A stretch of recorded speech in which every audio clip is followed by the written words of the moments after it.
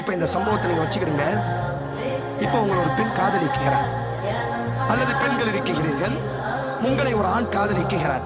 ஒரு அடிப்படை என்ன சொல்றாங்க அப்படின்னு சொன்னா, என் காதலி ரொம்ப நல்லவன், குடிந்த தலை நிமர மாட்டாள், நல்ல குர்ஆன் ஓதுவாள், நல்ல மார்க்க படிப்புடையவள், நல்ல பாசமுடையவள், மார்க்கத்துல நல்ல பிடிப்புடையவள்.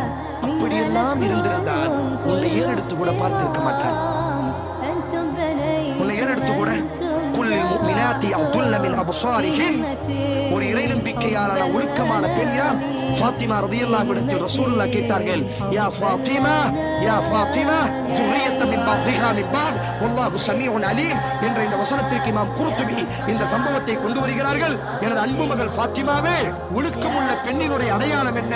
ஃபாத்திமா ரலியல்லாஹு சொன்னார்கள், என் பாசத்திற்குரிய தகப்பனே, ஒரு பெண் நினைப்பால் எனது பார்வை, ஒரு பெண் நினைப்பால் அவளினுடைய பார்வை அவளினுடைய கணவனை தவிர அவள் வேற யாரையும் பார்க்க மாட்டாள்.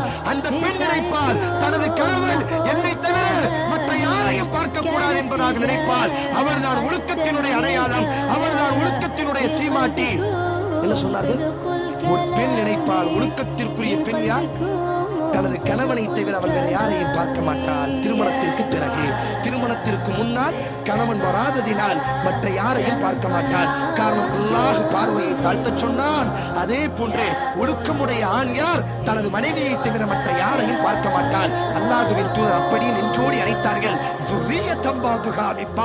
இந்த சிறப்பு இருக்கத்தான் வேண்டும், இந்த புகழ்ச்சி இருக்கத்தான் வேண்டும், இந்த அறிவு இருக்கத்தான் வேண்டும். காரணம், எனது தலைமுறை இல்லையா, எனது மடியில் வளர்ந்தவள் இல்லையா என்று அல்லாஹ்வின் தூதர் கெட்டி அணைத்து முத்தமிட்டார்கள்.